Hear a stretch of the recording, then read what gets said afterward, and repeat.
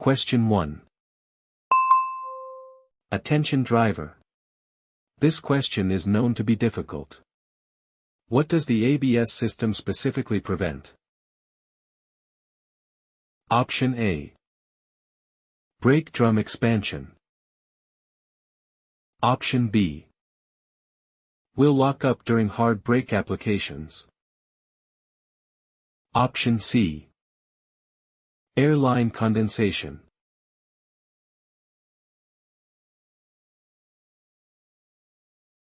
The correct answer is B. Will lock up during hard brake applications. Executing a panic stop on wet pavement is safer with ABS because the computerized system keeps your wheels from locking up. Question 2. Don't let this trick question catch you off guard. If you brake hard on a slippery surface in a vehicle without ABS and your non-steering wheels lock up, what is a likely outcome? Option A. You will stop in a perfectly straight line. Option B. You may skid, jackknife, or even spin the vehicle. Option C. The steering wheel will violently pull to the right.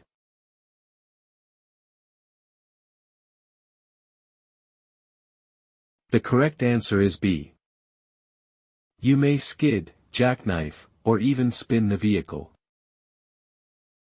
Losing traction on the rear axles without ABS during a panic stop can easily cause the vehicle to skid, jackknife, or spin completely out of control. Question 3. Stay alert. This is a highly deceptive question. How does driving a vehicle with too much brake slack affect its stopping ability? Option A. It makes the vehicle stop too abruptly. Option B. It can be very hard to stop. Option C. It only affects the parking brake.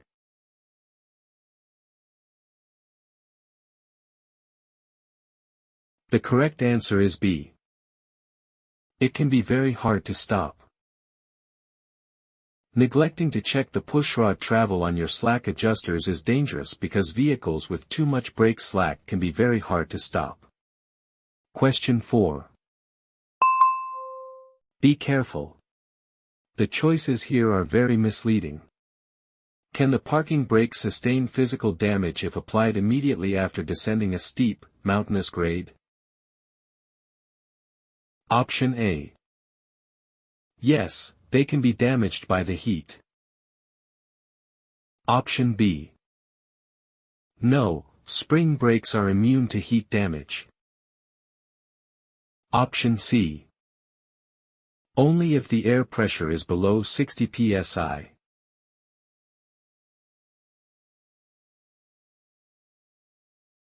The correct answer is A. Yes, they can be damaged by the heat. Parking your truck right after heavily using the service brakes downhill is dangerous because the parking brakes can be damaged by the intense heat. Question 5. Stay alert. This is a highly deceptive question. How long should a snub braking application typically last when descending a steep grade? Option A. About 3 seconds. Option B. Until the vehicle comes to a complete stop. Option C.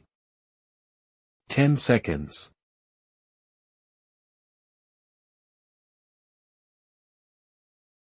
The correct answer is A. About 3 seconds. Using the proper technique to maintain downhill speed involves an application of the brakes that reduces speed by 5 miles per hour, which should last for about 3 seconds. Question 6. Listen carefully. The wrong answer looks very right. On older vehicles with a front brake limiting valve, what actually happens to stopping power if it is set to slippery? Option A. It actually reduces the stopping power of the vehicle. Option B. It optimizes the stopping power for wet roads. Option C. It doubles the stopping power to prevent sliding.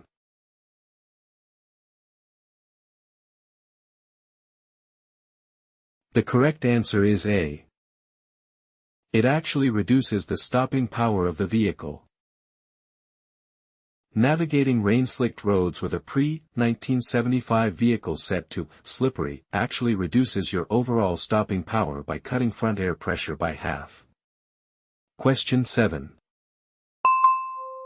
Warning. This question is harder than it sounds. When making a normal stop in a truck with a manual transmission, at what point should you push the clutch in? Option A. Only after the vehicle has completely stopped. Option B. As soon as you touch the brake pedal. Option C. When the engine RPM is down close to idle.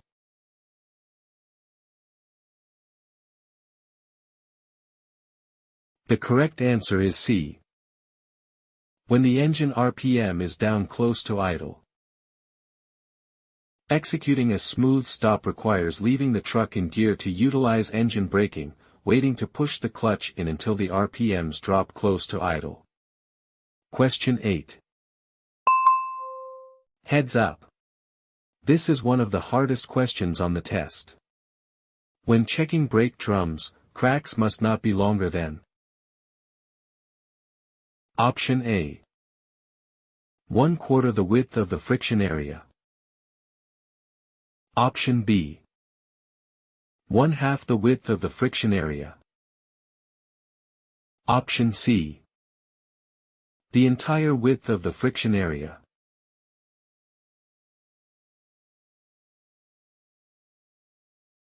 The correct answer is B. 1/2 the width of the friction area.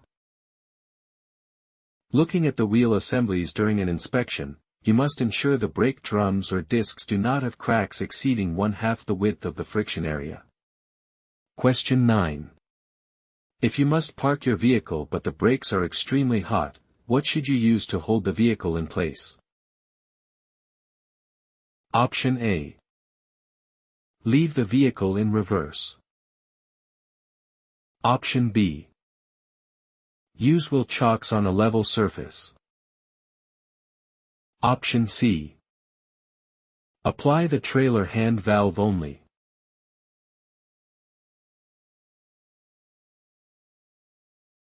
The correct answer is B. Use wheel chocks on a level surface. Letting hot brakes cool safely requires you to park on a level surface and use wheel chocks instead of engaging the heat-sensitive parking brakes. Question 10. Heads up. This next one is highly challenging. In a single air system, pre-1975, what is the typical requirement for pressure buildup? Option A. 50 to 90 psi within 3 minutes at idle speed. Option B. 85 to 100 psi within 45 seconds. Option C. 100 to 125 psi within 1 minute.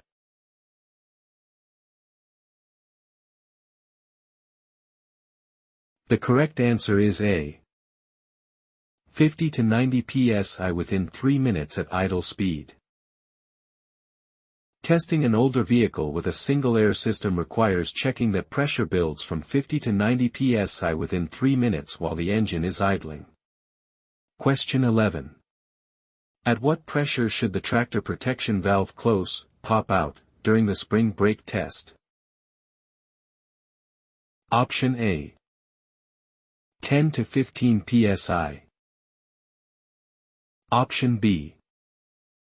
20 to 45 psi. Option C. 55 to 60 psi.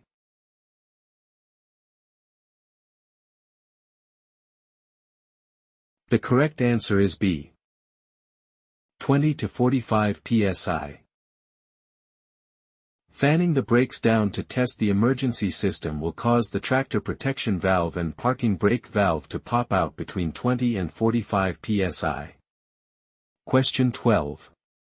What immediate action should you take the moment the low air pressure warning light and buzzer come on?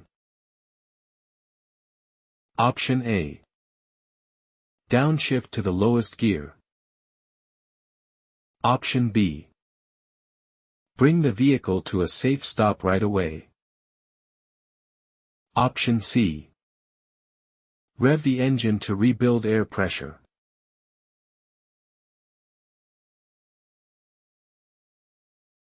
The correct answer is B. Bring the vehicle to a safe stop right away. Hearing the low air buzzer on the highway means you must not wait for the spring brakes to deploy, instead, bring the vehicle to a safe stop right away. Question 13. Why is a failed low air pressure warning signal particularly dangerous in a single-circuit air system? Option A. It causes sudden emergency braking. Option B. It prevents the engine from starting. Option C. It automatically dumps all trailer air.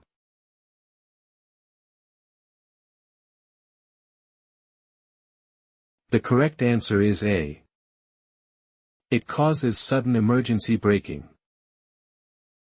Driving an older truck with a broken warning buzzer is extremely risky because losing air pressure without knowing could cause sudden emergency braking. Question 14. What is the primary purpose of the alcohol evaporator? Option A. To reduce the risk of ice in air brake valves during cold weather. Option B.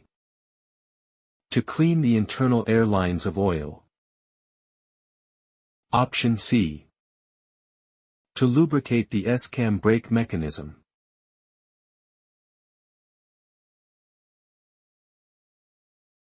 The correct answer is A. To reduce the risk of ice in air brake valves during cold weather. Operating in freezing winter conditions requires an alcohol evaporator to introduce alcohol into the system, helping prevent ice buildup that could cause brake failure. Question 15. What is the typical cut-in pressure for the air compressor governor? Option A. Around 100 psi. Option B. Around 85 psi. Option C.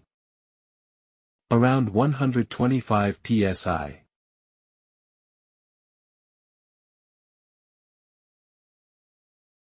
The correct answer is A. Around 100 psi. Monitoring the dashboard gauges will show the governor allowing the compressor to start pumping again when the tank pressure falls to the cut-in level of around 100 psi. Question 16. What color is the trailer air supply control valve knob?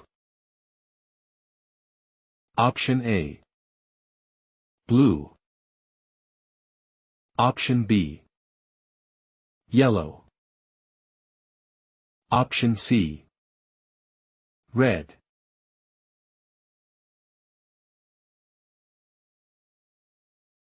The correct answer is C. Red.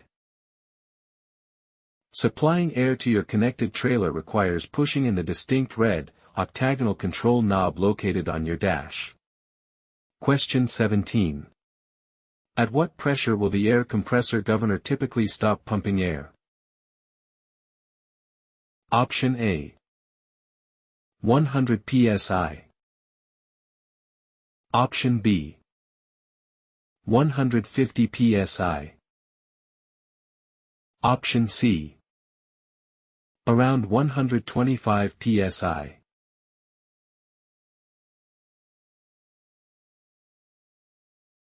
The correct answer is C. Around 125 psi. When monitoring your dash gauges, you will notice the governor stops the compressor from pumping when the tank pressure reaches the cutout level of around 125 psi.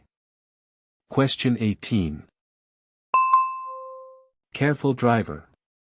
This is a classic trap. In stab braking, when should you reapply the brakes after the wheels lock up? Option A. Immediately after releasing them. Option B. As soon as the wheels start rolling again. Option C. Wait exactly 3 seconds.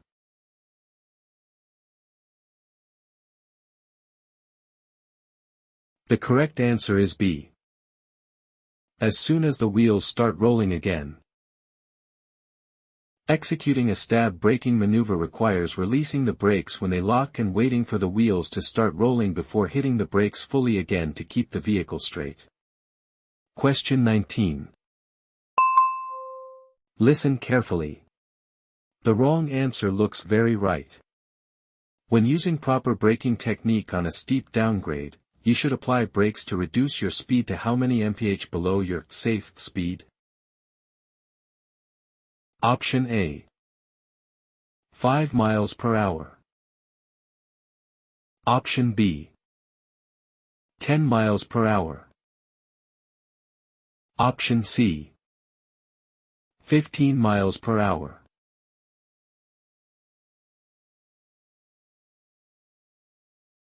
The correct answer is A. 5 miles per hour.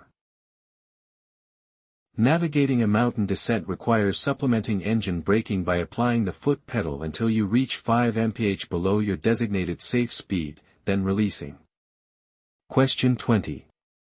To prevent your vehicle from rolling away and causing injury when left unattended, you must.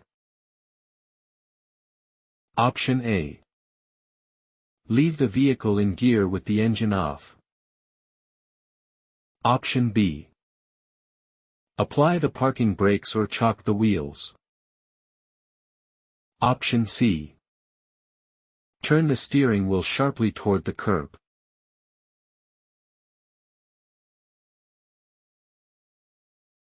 The correct answer is B. Apply the parking brakes or chock the wheels. Stepping out of the cab for even a moment demands that you securely apply the parking brakes or use wheel chocks to prevent a deadly rollaway. Question 21. What happens if you press and release the brake pedal unnecessarily? Option A. It increases the air compressor's efficiency. Option B. It tests the anti-lock braking system. Option C. It can let air out faster than the compressor can replace it.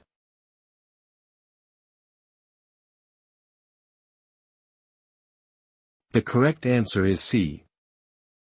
It can let air out faster than the compressor can replace it. Fanning the brakes out of habit while driving is dangerous because releasing the pedal lets air escape faster than the compressor can rebuild it. Question 22. Pay attention. Many drivers miss this question. How does a manual reset, wig-wag, indicator differ in operation from an automatic one? Option A. It must be placed out of view manually and won't stay until pressure is above 55 psi. Option B. It flashes continuously until the engine is restarted. Option C. It drops at 85 psi instead of 55 psi.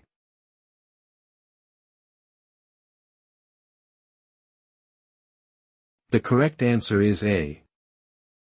It must be placed out of view manually and won't stay until pressure is above 55 psi.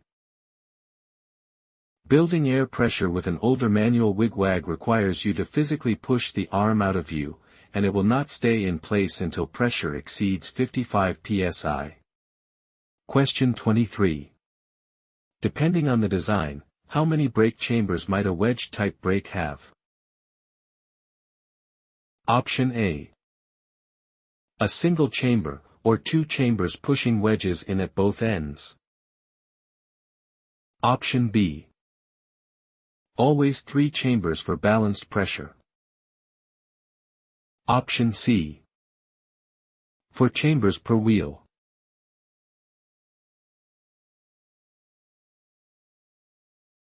The correct answer is A. A single chamber, or two chambers pushing wedges in at both ends. Inspecting a wedge brake system might reveal either a single brake chamber or a dual chamber setup pushing wedges in at both ends of the brake shoes. Question 24. Listen carefully. This is an advanced level question. Tractor and straight truck spring brakes will come fully on automatically when air pressure drops to what range? Option A. 10 to 15 psi. Option B. 20 to 45 psi. Option C. 55 to 75 psi.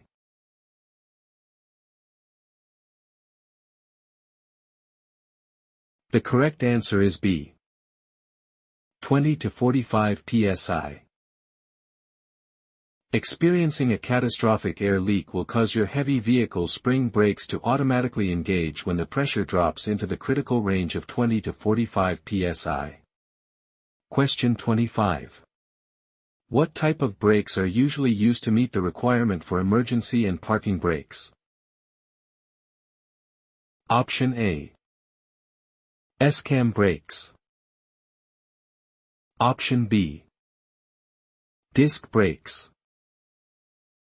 Option C. Spring brakes.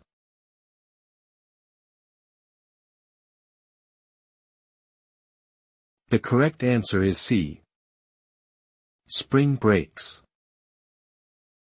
Because compressed air can eventually leak away, powerful springs held back by air pressure are typically utilized to meet the mechanical force requirements for parking and emergency braking.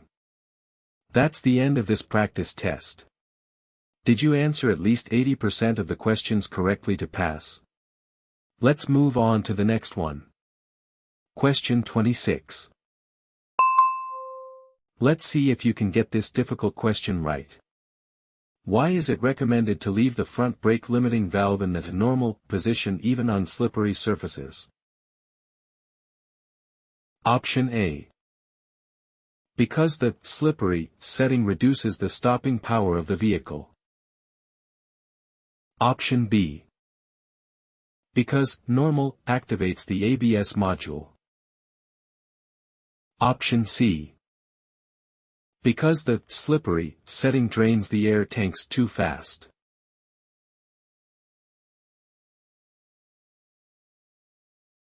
The correct answer is A.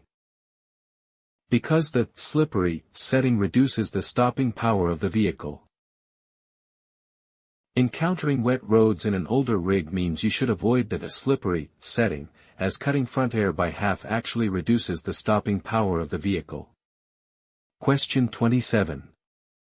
When parking, when should you not use the parking brakes? Option A. If you are only parking for a short time. Option B. If the brakes are very hot or if they are very wet in freezing temperatures. Option C. If the vehicle is parked on a steep incline.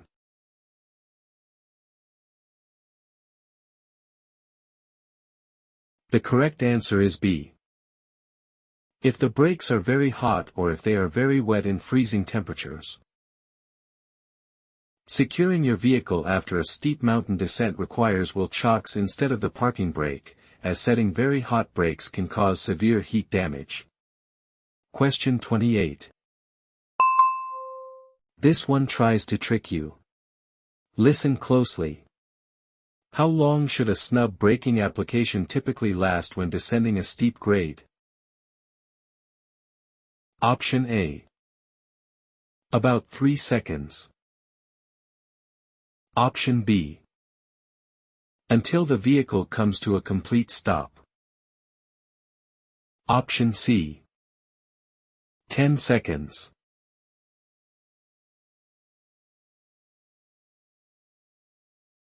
The correct answer is A. About 3 seconds. Using the proper technique to maintain downhill speed involves an application of the brakes that reduces speed by 5 miles per hour, which should last for about 3 seconds. Question 29. Where are the brake drums located on a heavy-duty commercial vehicle? Option A. In the center of the drive shaft. Option B. On each end of the vehicle's axles. Option C. Next to the air compressor.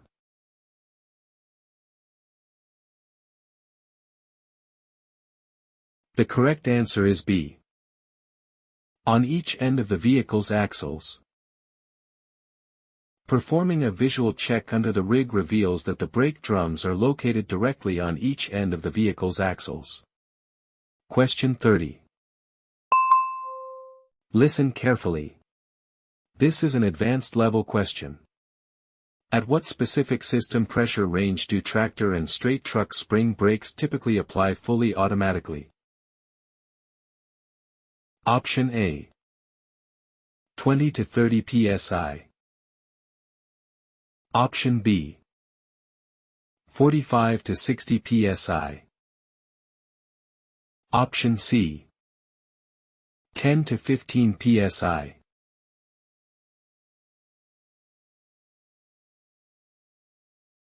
The correct answer is A. 20 to 30 psi. Bleeding off air pressure will cause your heavy vehicle's spring brakes to come fully on when the pressure drops to a typical range of 20 to 30 psi. Question 31. What pulls the brake shoes back away from the drum when you release the brake pedal? Option A. The S-cam reverses its rotation. Option B. A return spring. Option C. The slack adjuster pushes them.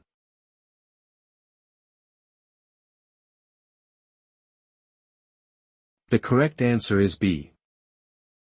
A return spring. Lifting your foot off the treadle valve lets the S-cam rotate back, allowing a heavy return spring to pull the shoes away from the drum so wheels roll freely. Question 32. What immediate action should you take the moment the low air pressure warning light and buzzer come on? Option A. Downshift to the lowest gear. Option B. Bring the vehicle to a safe stop right away. Option C. Rev the engine to rebuild air pressure.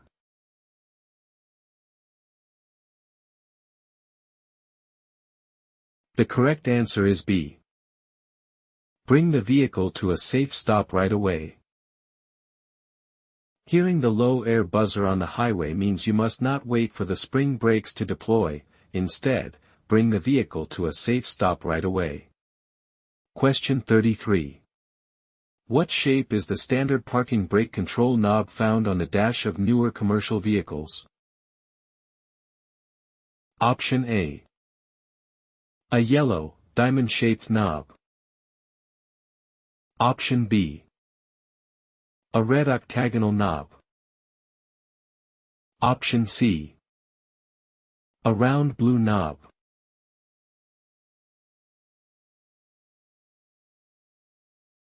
The correct answer is A. A yellow, diamond-shaped knob. Setting the brakes at a loading dock requires you to pull out the standard yellow, diamond-shaped push-pull control knob. Question 34. Be careful here. This is a very challenging question. What is the primary objective when braking during an emergency stop? Option A. To activate the ABS system immediately. Option B. To keep your vehicle in a straight line and allow you to turn if necessary. Option C. To stop the vehicle within 100 feet.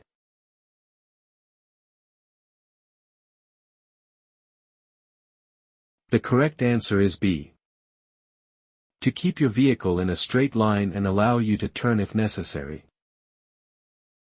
Reacting to a car pulling out in front of you requires braking in a way that keeps the truck straight, allowing you to steer around the hazard if needed. Question 35. Don't let this trick question catch you off guard. If the spring brakes are applied, what should you never do? Option A. Push the brake pedal down. Option B. Turn off the engine. Option C. Pull the parking brake control knob out.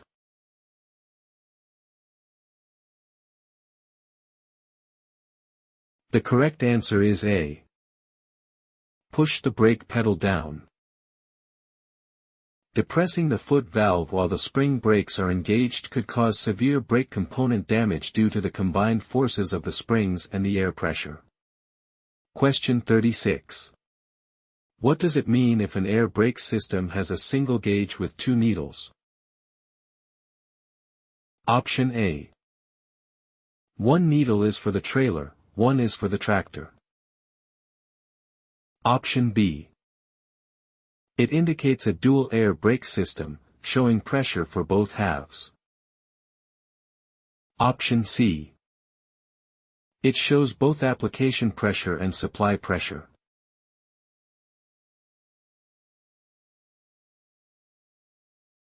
The correct answer is B.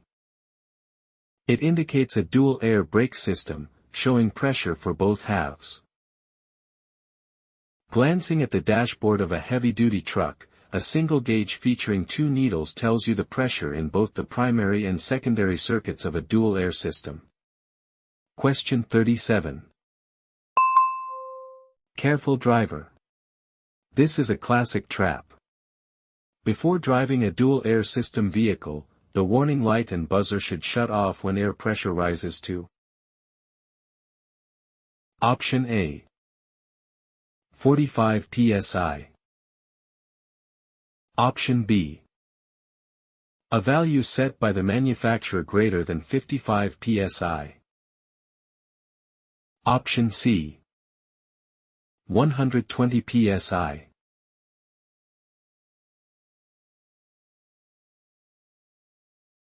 The correct answer is B. A value set by the manufacturer greater than 55 psi. Building up air pressure before a trip requires waiting until the warning devices shut off at a manufacturer set value that is greater than 55 psi. Question 38. Don't fall for the obvious answer here. Why is it important to ensure the front brake limiting valve control is in the normal position? Option A. To engage the ABS system. Option B. To have normal stopping power. Option C. To prevent the air compressor from overloading.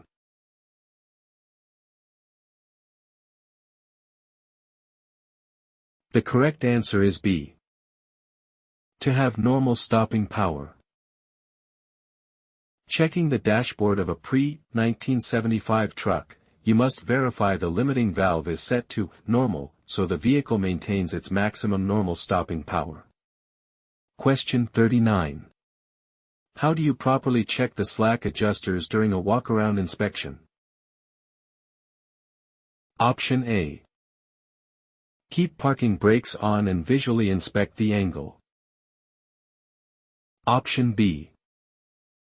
Park on level ground, chalk wheels, release parking brakes, and pull hard on the adjusters. Option C. Start the engine and pump the brakes.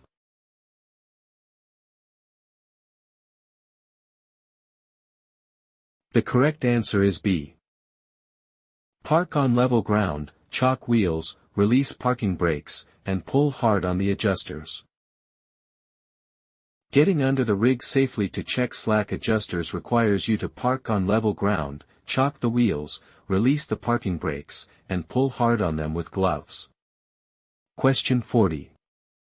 When performing the governor cut-in test, how should you reduce the air tank pressure while the engine is idling? Option A. Open the manual drain valve slightly. Option B. Step on and off the brake pedal. Option C. Apply the trailer hand valve continuously.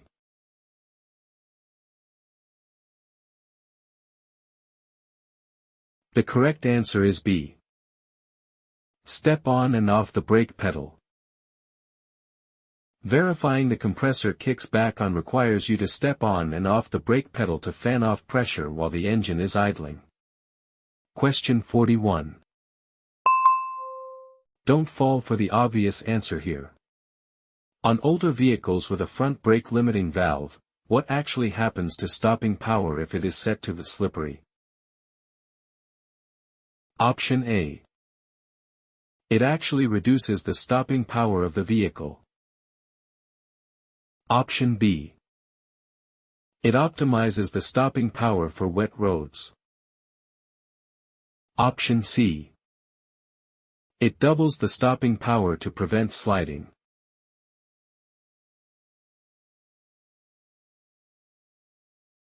The correct answer is A. It actually reduces the stopping power of the vehicle. Navigating rain-slicked roads with a pre-1975 vehicle set to slippery actually reduces your overall stopping power by cutting front air pressure by half. Question 42. Where does the air compressor temporarily store the air it pumps before it is used? Option A. In the brake chambers. Option B. In the slack adjusters. Option C. In the air storage tanks, reservoirs.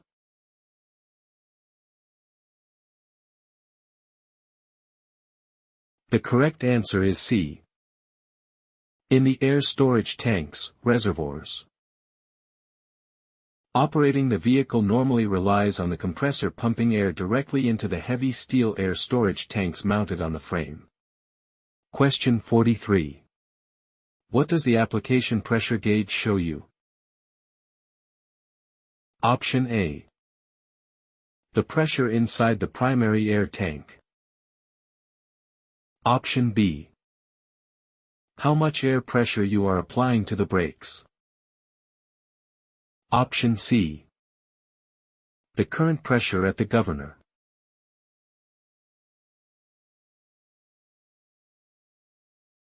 The correct answer is B. How much air pressure you are applying to the brakes. While descending a grade, observing the application pressure gauge tells you exactly how much air pressure you are actively applying to the brakes. Question 44. Truck tractors built on or after what date were originally required to be equipped with anti-lock brakes? Option A. March 1, 1997. Option B. March 1, 1998. Option C. January 1, 2000.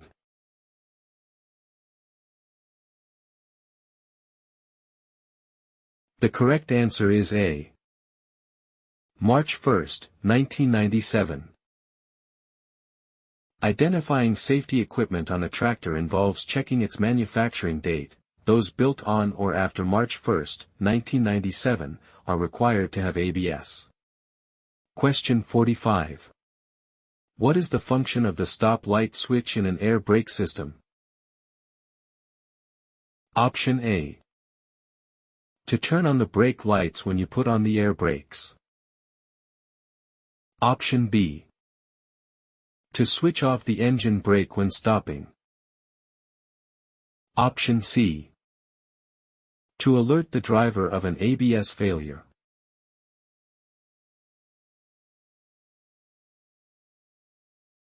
The correct answer is A. To turn on the brake lights when you put on the air brakes.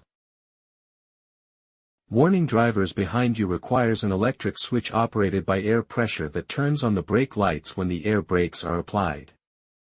Question 46. What does a supply pressure gauge specifically tell the driver? Option A. The current temperature of the brake drums. Option B. How much pressure is in the air tanks? Option C. The exact pressure being applied to the brake chambers.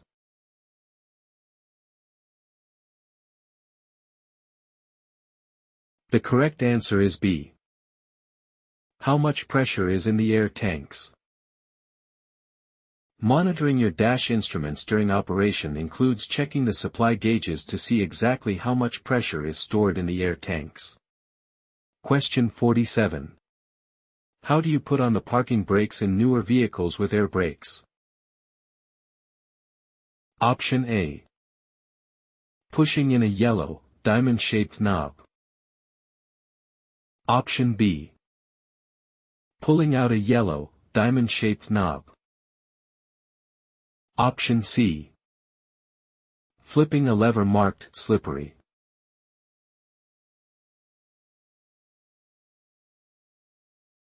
The correct answer is B. Pulling out a yellow, diamond-shaped knob. Securing your rig at a truck stop involves pulling the diamond-shaped, yellow, push-pull control knob out to apply the spring brakes. Question 48. Stay alert. This is a highly deceptive question. Instead of a yellow diamond-shaped knob, what might control the parking brakes on older vehicles? Option A. A red square button. Option B. A lever or a round blue knob. Option C. A toggle switch on the steering column.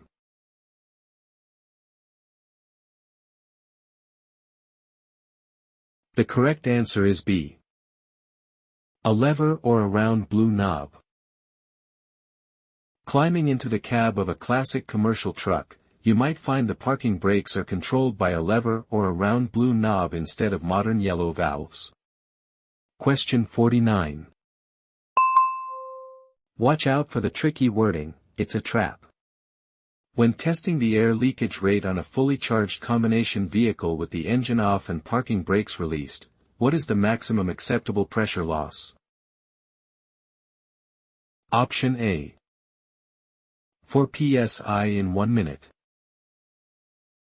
Option B. 3 psi in 1 minute. Option C. 2 psi in 1 minute.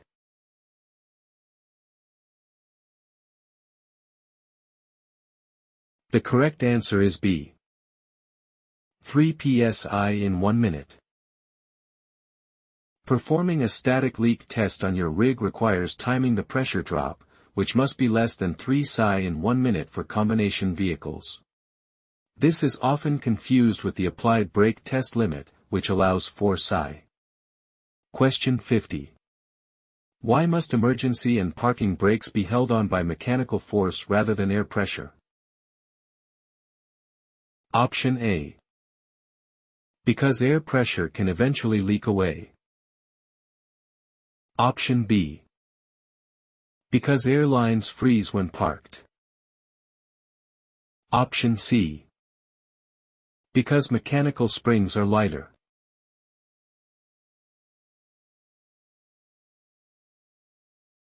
The correct answer is A. Because air pressure can eventually leak away. Securing your parked truck overnight relies on powerful springs because air pressure can eventually leak away, making pneumatic holds unsafe for parking. Thanks for watching. Good luck on your CDL exam.